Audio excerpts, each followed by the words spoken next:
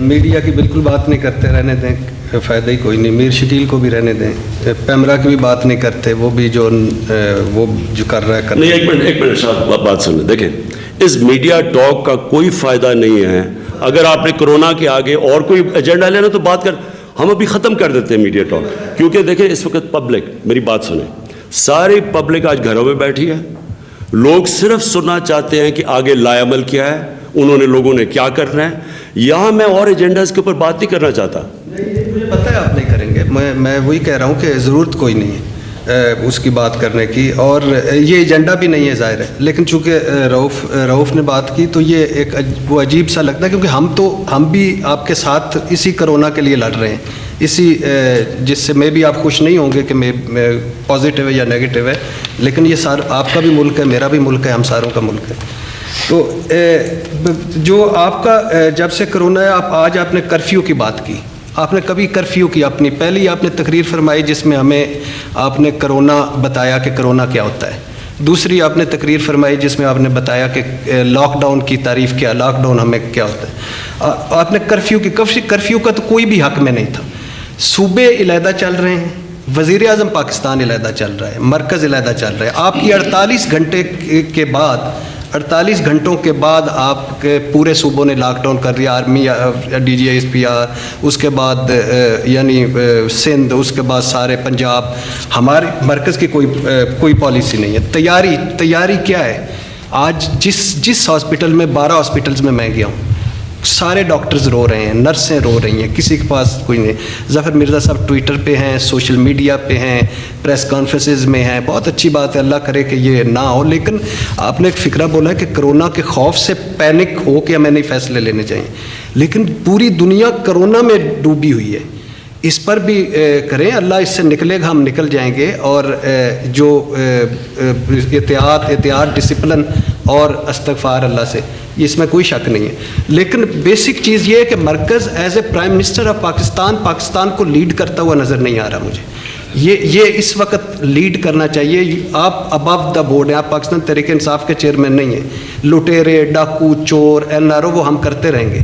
इस वक्त कोरोना को के खिलाफ हमें एक होना चाहिए। आपके सवाल का जवाब देता हूँ। देखिए, फिर से मेरी आप बात सुन रहे हैं। जितनी तेज़ी से हमने इसके ऊपर काम किया है, मैं चैलेंज करता हूँ कि बाकी किसी मुल्कों ने किया हो। हमें जब से पहला केस आया और अब से आया, आपके सामने डॉक्टर ज़फ़र बैठे हैं, हर रोज़ हम फॉलो करते थे इसको। मसला ये है कि आज कौन से स्टेप्स हमने लिए हैं। आज जिधर हम बैठे हैं, हमने कौन से स्टेप्स लिए हैं। मैंने जो शुरू में आपको कहा था और जो मेरा इससे पहले ख़िताब था, उससे मैंने क्या कहा था? मैंने ये कहा था कि लॉकडाउन को, जो कंप्लीट लॉकडाउन की बात है, वो है कर्फ्यू। बाकी लॉकडाउन तो तब से शुरू हो गया था जब हमने नेशनल सिक्योरिटी काउंसिल में स्कूल कॉलेजेस बंद करने शुरू किए। ये जो लॉकडाउन की डेफिनेशन है, ये दुनिया में वेरी कर रही है। कर्फ्यू जो है वो भी दुनिया में लग चुका है। आपने इटली में देखा कि वहाँ जो बाहर निकलता है वो पकड़ के उसको उठा के जेल में ले जाते हैं। सिंध के अंदर भी उन्होंने लोगों को जेलों में डाला है। अभी जो हमने देख रहे हैं कि वो निकलने नहीं देते। देखें, 80th अमेंडमेंट के बाद सूबे अपने खुद फैसले करते हैं, हम सिर्फ उनको एडवाइस कर सकते हैं। मैंने शुरू से भी एक चीज़ कही है कि जो आखिरी स्टेज है, जो कर्फ्यू है, वो बड़ा सोच समझ के और तैयारी से जाना चाहिए। क्योंकि जो भी आज आप कदम उठाएंगे उसको सस्टेनेबल होना चाहिए। यानी 1 हफ्ते के बाद, 2 हफ्ते के बाद आप क्या करें? मतलब 2 हफ्ते के बाद अगर ये और फैल गई, फिर क्या करेंगे? अगर आप लोगों को पकड़ के जेलों में डाल रहे हैं, क्या आपने ये रियलाइज़ कर रहे हैं कि अगर जब आप पकड़ के लोगों को जेलों में डालेंगे बाहर से, चांसेस तो ये है कि जेलों के अंदर कोरोना फैल सकती है। एक मिनट, मेरी बात कंप्लीट कर लूँ। मैं बात सिर्फ आपको ये कह रहा हूँ कि हमने एडवाइस कर सकते हैं। पंजाब और KP के साथ मुसलसल हम इन टच रहे हैं कि क्या हमने कौन सा स्टेप कब लेना है। सिर्फ जो एक स्टेप हम सबसे लेट ले रहे हैं वो है ट्रांसपोर्ट का। जब जो कर्फ्यू से जो पहली स्टेज वो ये है कि आप ट्रांसपोर्ट भी बंद कर दें। ट्रांसपोर्ट बंद करने का जो सबसे बड़ा प्रॉब्लम आता है वो सप्लाईज़ का आता है। आप हॉस्पिटल्स में चीज़ें सप्लाई कैसे करेंगे? लोग ट्रैवल कैसे करेंगे? तो इस वक्त जो हमने डिबेट की انہوں نے کہا جی ہم ابھی 1-2 ہفتے کے لیے دیکھنا چاہتے ہیں ٹرانسپورٹ بند کر کے. ہم نے کہا ٹھیک ہے کر سکتے ہیں. سندھ ایک قدم آگے چلا گیا, انہوں نے کرفیو پہ چلے گئے. میرا اپنا یہ خیال یہ ہے کہ ہم سب کو 1 ہفتے کے بعد ریویو کرنا چاہیے, کیونکہ اس کے بھی اثرات آنے ہیں. ہم کر تو لیں اسٹیپ, اس کا ہوگا کیا آگے جا کے؟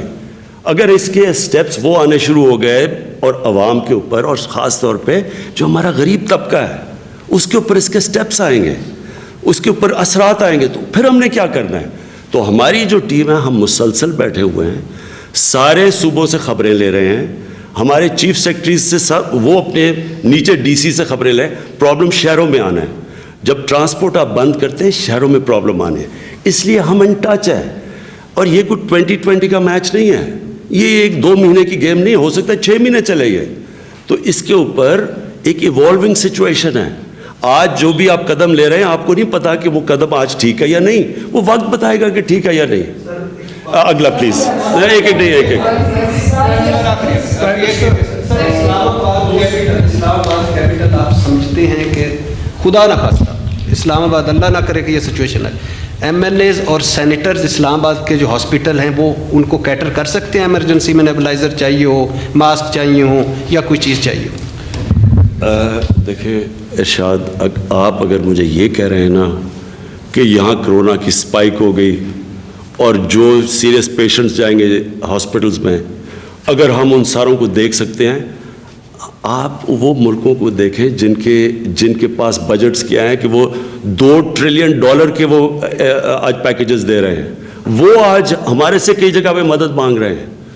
وہ امریکہ جو $2 ارب ڈالر کا پیکیج دے رہا ہے, ہمارا سارا ٹیکس کلیکشن $45 ارب کی ہے, وہ $2,000 ارب کے پیکیج دے رہے ہیں. ان کے حالات دیکھ لیں. اس لیے یہ بڑا آسان ہوگا بیٹھ کے آپ کہیں کہ جی یہ نہیں آپ نے کیا, وہ نہیں کیا. اب جو بھی ہم کر سکیں, صرف اللہ سے ہم یہ دعا کرتے ہیں کہ ہم اس کی سپریڈ روک دیں, کم کر دیں, اس کی جو یہ پھیلاؤ ہے وہ کم ہو. اور اگر آپ سٹیٹسٹکس دیکھیں باقی ملکوں میں دیکھیں کیسے بڑی ہے, اللہ کا شکر ہے ابھی تک ہمارا سلو جا رہا ہے کام. تو جو بھی ہم کر رہے ہیں اتنا برا نہیں کر رہے. لیکن اگر آپ تنقید کرنا چاہیں, کون سے ملک میں تنقید نہیں ہو رہی آج؟ جو بھی دنیا کا ملک ہے وہ لوگ تنقید کر رہے ہیں, جی آپ نے یہ نہیں کیا, وہ نہیں. وہ تو کیونکہ کبھی ایسا فینومینا آیا ہی نہیں ہے. جی کنفیوژن ہے جس کی آپ بات کر رہے ہیں, یہ آپ کا جو پرسوں قوم سے خطاب تھا اس میں آپ نے کہا کہ لاک ڈاؤن کی طرف نہیں جا رہے, لاک ڈاؤن نہیں ہو رہا ملک میں. لاک ڈاؤن اور کرفیو 2 مختلف چیزیں آپ نے اس میں کہا. آج آپ نے کہا کہ لاک ڈاؤن کی جو لاسٹ اسٹیج ہے دیٹ از کرفیو. آپ کا خطاب کے ودن لیس دین 24 آورس DGI-SPR کی پریس کانفرنس ہو گئی, کور کمانڈرز کانفرنس ہوئی, اس کے بعد آپ نے بھی ٹرانسپورٹ کا ذکر کیا. انہوں نے کہا کہ انٹرا سٹی ٹرانسپورٹ بند رہے گی, پبلک ٹرانسپورٹ بند رہے گی. تو یہ کنفیوژن اس وجہ سے بھی ہو رہا ہے کہ انہوں نے کہا کہ اس کے 24 گھنٹے سے کم وقت کے اندر 245 آرٹیکل کے تحت آرمی کے انہوں نے کہا جتنے بھی اویلیبل ٹروپس ہیں ان کو ڈپلوائے کیا جا رہا ہے. سو ایز وی اسپیک لوگ کنفیوزڈ ہیں کہ بھائی اس وقت ملک میں لاک ڈاؤن ہے, نہیں ہے, باہر نکلا جا سکتا ہے, نہیں نکلا جا سکتا.